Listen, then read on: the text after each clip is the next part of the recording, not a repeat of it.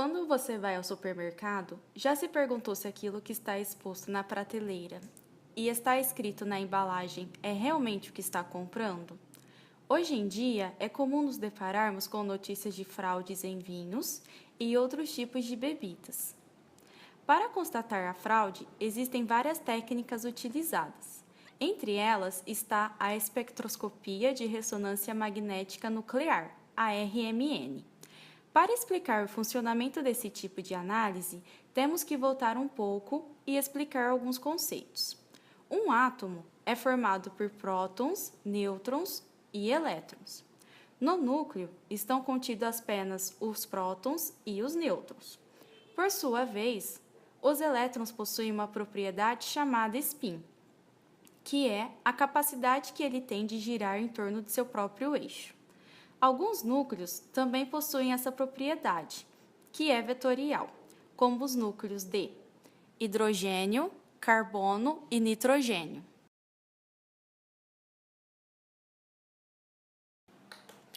Quando não expostos a um campo magnético externo, os spins contidos no núcleo se encontram de forma aleatória. Por sua vez, quando há exposição ao campo magnético, os spins mudam a sua orientação em duas maneiras possíveis, ou contra ou a favor do sentido do campo magnético aplicado. Ao aplicar uma radiação de radiofrequência junto ao campo magnético, todos os spins são excitados e se posicionam contra o sentido deste campo. Após certo tempo, esses spins tendem a voltar ao seu estado fundamental por um processo chamado relaxação. Com a relaxação, a energia absorvida pelo spin é liberada e o equipamento lê essa quantidade de energia como um sinal de decaimento de indução livre. Ao passar os resultados obtidos para um gráfico, primeiramente se tem um diagrama no domínio do tempo, que é a resposta para análise em baixo campo. Quando se utiliza análise em alto campo, esse resultado passa por uma transformada de Fourier e converte-se para o domínio da frequência. Porém, como identificar a fraude por meio desses dados?